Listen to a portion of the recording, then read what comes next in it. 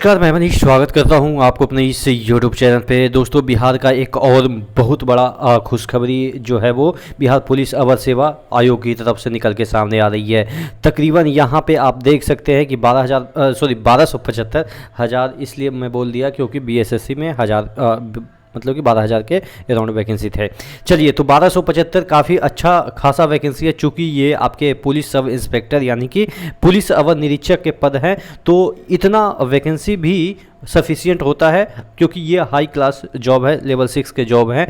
और यहाँ पे आपके जो है वो पदोन्नति डीएसपी लेवल तक होती है। तो आप समझ सकते हैं कि कितना सोफिस्टिकेटेड ये वैकेंसी है। इसके बारे में तमाम जानकारियाँ मैं आपको दे दूँ, तो उससे पहले वीडियो अच्छी लगेगी तो आप लाइक कर दीजिएगा और चैनल पे नए हैं तो सब्सक्राइब जरूर कर दीजिएगा। ये वैकेंसी जो है वो 5/10/2023 से आपका भरा जाना चालू हो जाएगा। तो अभी इंतज़ार कीजिए, अभी आपके पास टाइम है। ऑनलाइन होगा। इसमें परीक्षा जो है वो पीटी और मेंस होते हैं, उसके बाद आपके शारीरिक दक्षता परीक्षा होती है। हालांकि आपके जो मेरिट बनते हैं वो सिर्फ और सिर्फ मेंस के आधार पे होते हैं और ये एक प्रकार का नॉन निगेटिव ही है, क्योंकि जिस तरीके से निगेटिव रखा गया है उससे हम यही मान सकते हैं कि नॉन निगेटिव इसमें पेपर आता है। कहने का मतलब ये है कि एक क्वेश्चन सही करते हैं तो 2 नंबर मिलता है, लेकिन गलत करते हैं तो 0.2 नंबर डिडक्ट होता है। तो आप समझ सकते हैं कि कितना फायदा हो रहा है। यानी कि एक क्वेश्चन करेंगे तो 2 नंबर, कितना ज़्यादा नंबर मिल रहा है, और गलत करेंगे तो 0.2 नंबर।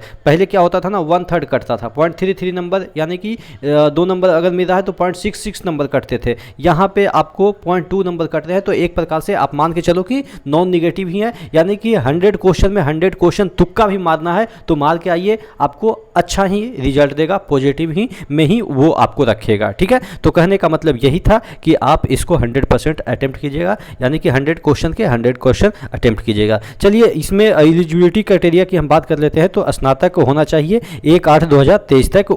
जो आयु सीमा है वो आप देख सकते हैं कि 1/8/2023 तक ही मान्य है। ठीक है, 37 वर्ष चाहिए जनरल के लिए, और ओबीसी के लिए आप यहाँ पे 40 वर्ष रह सकते हैं। मिनिमम एज होना चाहिए, ऑब्वियस है 20 लगभग सभी का हो ही जाता है, क्योंकि 18 में अगर 16 में इंटर होते हैं तो 16 3 19 और 20 हो ही जाता, यानी कि 3 वर्ष का तो मिनिमम ग्रेजुएशन होता ही है। बिहार में तो 16 वर्ष का भी हो सकता है ग्रेजुएशन, तो अलग बात है। चलिए, तो ये चीज़ें हैं। और बाकी जो आपका एज रिलैक्सेशन मिलता है कोटिवार, जो आपके आरक्षण वाइज जो होते हैं वो तो मिलेगा ही। बाकी चलिए, ऊंचाई वगैरह की हम बात कर लेते हैं। तो जनरली आपको 165 चाहिए, ओबीसी वाले कैंडिडेट हैं, यानी कि BC 1 और एक BC 2 होता है। तो यानी कि बैकवर्ड क्लास वाले 165 होना चाहिए, और एक एक्सट्रीम बैकवर्ड वाले होते हैं उनको आप देख सकते हैं 160 चाहिए, और जनरल वाले तो 165 ही होंगे। ठीक है, अनुसूचित जाति जनजाति के पुरुषों के लिए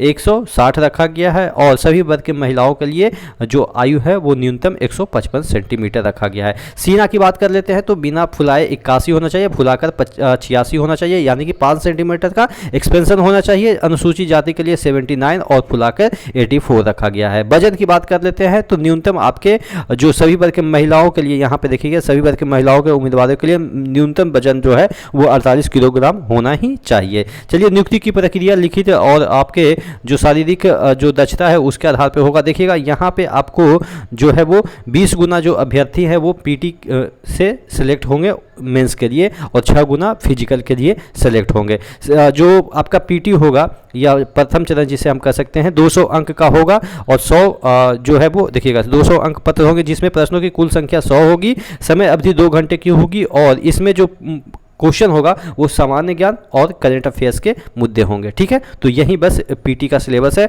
और द्वितीय चरण में अगर हम देख लेते हैं तो मुख्य परीक्षा भी है, जो कि आपके 2 घंटे का है, 200 नंबर का है, एक क्वेश्चन 1 नंबर का आपको मिलेगा। ठीक है, और इसमें जो है वो जो निगेटिव है, अच्छा उसमें 2 पेपर होंगे, एक हिंदी के पेपर होंगे, हिंदी में भी 100 क्वेश्चन 200 नंबर के होंगे। वो सिर्फ और सिर्फ क्वालिफाइंग होता है, सभी पास कर लेते हैं, उसको पढ़ने की ज़रूरत ही नहीं है। यानी कि जो सिलेक्शन लेने वाले बंदे होते हैं वो सब पास हो जाते हैं, क्योंकि हिंदी इतना टफ नहीं होता है। चलिए, तो यहाँ पे आपको मैंने बता दिया। देखिए, निगेटिव की बात कर लेते हैं तो 0.2 अंक कटेंगे, यानी कि जुड़ेंगे आपके 2 और कटेंगे 0.2, तो आप समझ सकते हैं कि एक प्रकार से नॉन निगेटिव ही हुआ। तीसरा जो चरण है वो आपके फिजिकल से रिलेटेड है, जिसमें कि दौड़ है, 1 माइल का दौड़ है 6.5 मिनट में पुरुषों के लिए, और महिलाओं के लिए 1 किलोमीटर का दौड़ है 6 मिनट में। ऊंची कूद की हम बात कर लेते हैं तो पुरुषों के लिए 4 फीट है, और आप देख सकते हैं कि महिलाओं के लिए जो है वो 3 फीट है।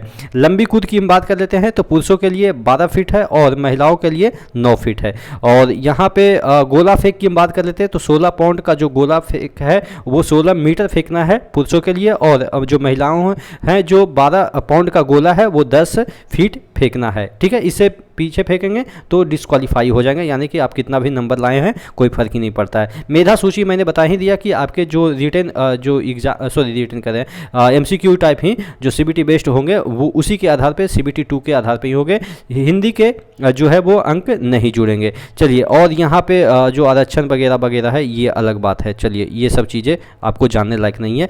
कट ऑफ जो निर्धारित है कि कब तक आप पास हो रखे हैं वो सब चीज़ें अलग है, चिकित्सीय परीक्षण वगैरह वगैरह अलग है। तो ये इसका वेबसाइट पे जाके आप इसका जो ये जो BSSC के BPSSC के जो वेबसाइट है वहाँ पे जाके इस फॉर्म को भर दीजिएगा। इससे रिलेटेड जो और भी जो चीज़ें हैं कि कौन कौन से बुक पढ़नी चाहिए, कौन से टेस्ट सीरीज लगानी चाहिए, तमाम चीज़ों पे हम वीडियो बनाएंगे। तो सबसे पहले आप फॉर्म की तैयारी कीजिए, भरने की तैयारी कीजिए, गलत फॉर्म मत डालिए, क्योंकि हो सकता है कई बार क्या होता है ना कि दोबारा मौका आपको मिले या ना मिले। ठीक है, आशा करते हैं चीज़ें समझ में आई होगी। नेक्स्ट वीडियो मिलते हैं, तब तक के लिए जय हिंद।